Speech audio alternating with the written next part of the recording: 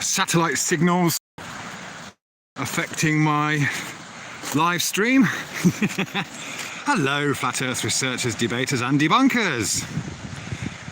Down here at the beach again, at Portishead, at the River Severn estuary in southwest England. As you can see, visibility is pretty poor today. Usually we can see the Severn Bridge over there. We could when I was just starting this stream, but now it's disappeared because of the weather. Even the docks over there have kind of faded into obscurity. Anyway, just wanted to point out, really, see those rocks over there?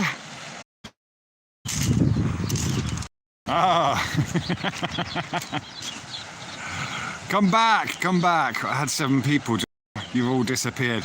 Sorry, bad connection. Ingested Red, hello. Tony Dixon, hi. Celine Leon, hi. Buffering. Ian Mattison, hello there. What day is it? Is it Tuesday today? So some of you are either at home or skiving. Flat Earth, hey. Yeah, it was just really okay. Thanks, Celine Leon, for confirming that I'm on. Yes, it's Tuesday. All right, lovely. Thanks. Losing track as every day's a holiday and a work day. I Rabbi, hello there. Yeah, supermoon. Oh man, yeah, it's you can see right now it's kind of getting towards low tide, but the tide earlier today with this large moon had come up over this pier here. Sorry about that. I keep getting off.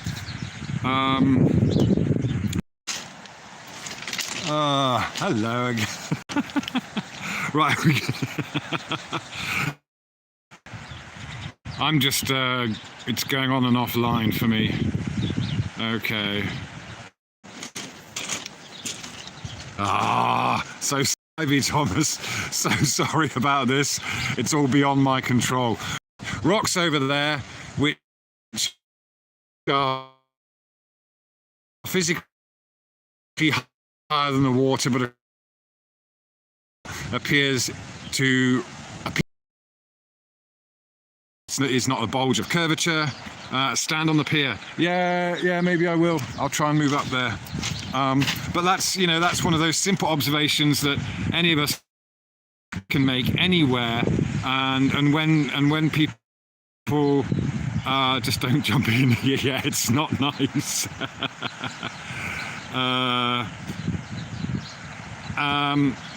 So yeah, when people demand proof of the flat Earth, then it's right there. It's right there. The proof of flat surfaces and perspective being the imaginary curve is everywhere we look, and you get this parallax effect. So that's what happens with a flat surface. There's the Severn Bridge over there to be where the horizon was. So I mean, we can see now.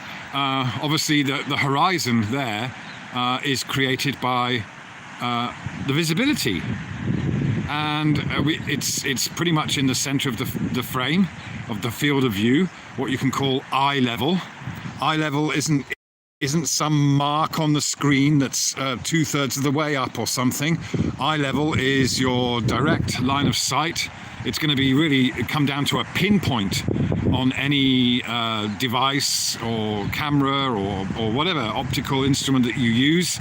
Eye level is always going to be at the center of that field of view when the camera or your eyes are completely horizontal. And of course, that's what level is in the real world, not on any models of spheres and things like that. Level is exactly as we see it. But as we know, because of the way our eyes work, we instinctively get used to this after we're born, and we start finding our way around and understand. We don't think about how our muscles are working or the blood is flowing in our body. These things all just go on without us putting any thought into them whatsoever, and going on respond on autopilot a lot of the time. Execrate, hi.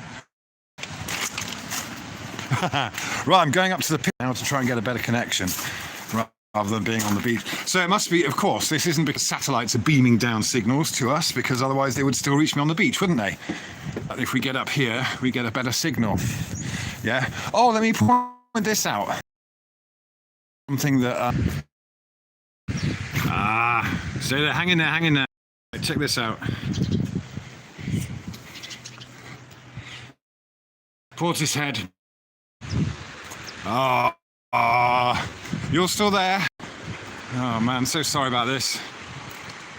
Yeah, how appropriate, the Mason sewage. Yeah. So, all right, we're back on the pier. And yeah, there we go again. Beacons, oh gosh. Now it's going to be really windy.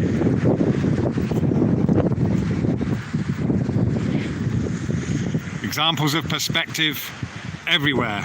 Again, the water, when the water physically rises up above the pier, then that's where it is. But of course, that water in the distance isn't actually physically as high as this pier. It's gone down and it's flat. Yeah, I mean, again, these are the simple observations that any of us can make, but we have to think about how our eyes work. What's that? Nick is back.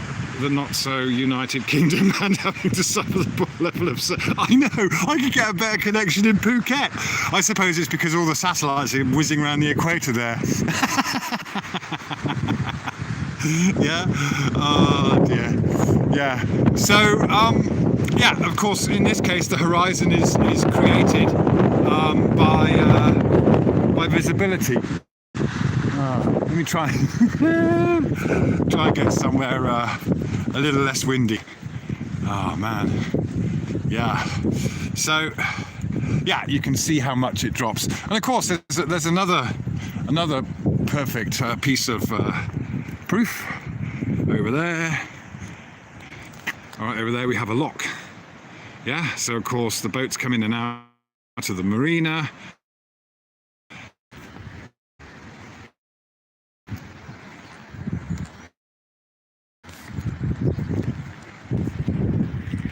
My bad. Okay. Within reach of a better.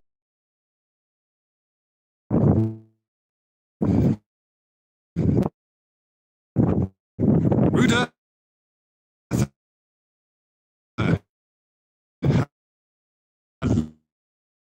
Hello there.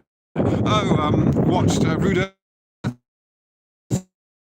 Watched your little thing about on gyros, etc. Whether they are mechanical gyros or ones.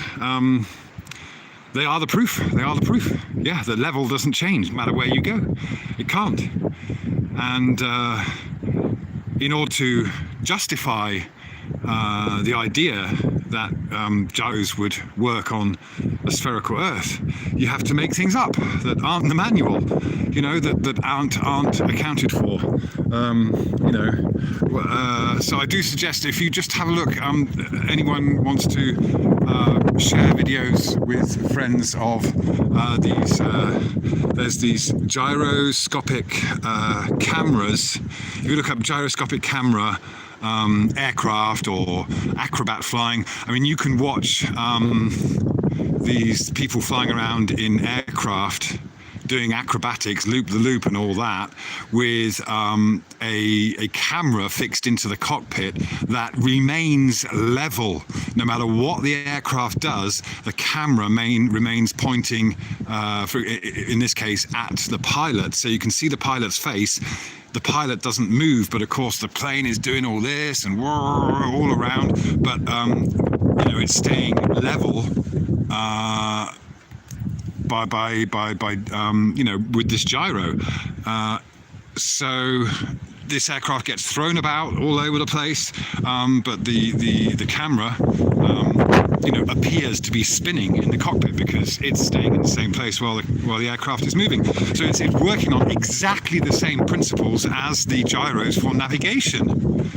Exactly the same. So there's no way that by setting up a gyro and calibrating it on your local level and then flying all about, doesn't matter how far you fly, that gyro is not going to be pulled in any other direction, especially by the so-called weak force of gravity. Yeah, doesn't happen. So it's there, it's right there. And for anyone with without the attachment to a globe earth belief, I noticed that Rude Earther,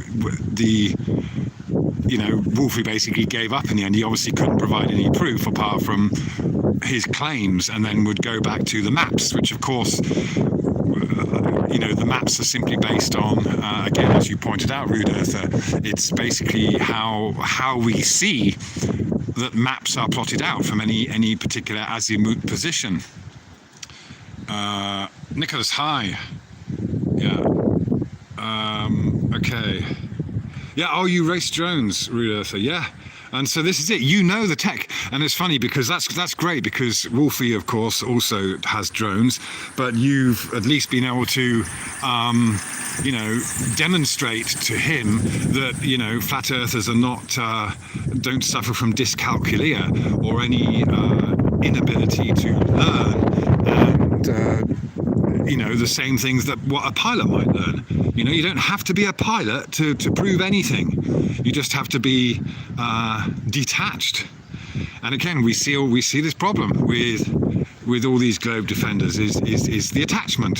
So that's why this whole thing is much bigger than just the dimensions of the Earth. It's about us. It's about how we discern between knowledge and belief. And the more we know and are being approved, that knowledge is being approved by some kind of perceived authority, then the more we are inclined to cling on to that. Let me just quickly, the screen's a bit wet, but let me just try and go through there. What's saying? I hope you managed to meet up with Del and Gav and all the others. Yeah, that would be great. That would be great. I'll see if I can make it to the meetup in Bristol. I don't know. Things are a bit crazy at the moment. Hello, Nicholas. Is that Western Super Mud? It's very close. Western Super Mud is down the road, not too far away. So it's on the same coastline. Nicholas, you're quite close in Glastonbury. Well, let's try and meet up, mate. Just drop me a line through my channel and we'll try and hook up. Yeah. Tony Dixon, pilots are taught to assume a flat non-rotating Earth in their flight dynamics summary document. Yeah, there you go, man.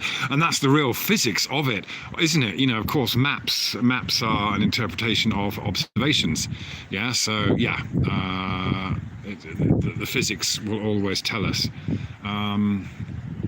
Rude Earther says, yeah, and Wolf want nothing more to do with this. Why?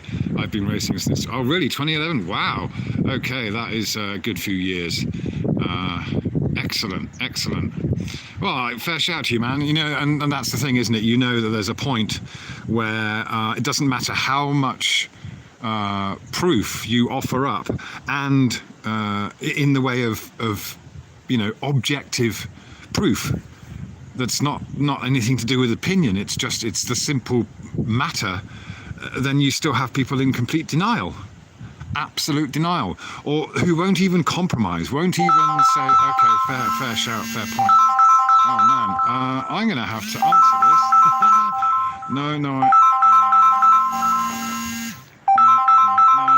I can't disappoint. Bye. Yeah. This is it. This is more important. Yeah. Right, where are we? Okay. Yeah. So, yeah, ever in North Wales, hit me up for lunch. Okay. If that's addressed to me, Ruderta, then sweet, thank you. Yeah. Yeah, so, and again, I mean, you know, to don't...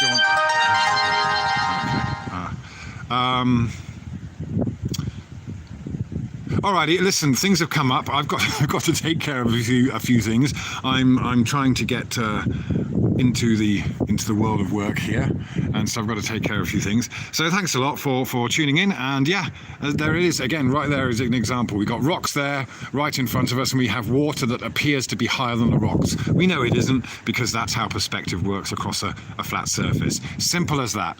All right. So the observational facts are there, the physical facts are there, the objective facts are there, that we live on a stationary level Earth as far as we can tell. And demands for maps and other models are ludicrous, and demands for proof are ludicrous. It's the other way around. So let's just keep it real, everyone, and we'll catch up soon, yeah? Thanks very much for tuning in. Take care, y'all.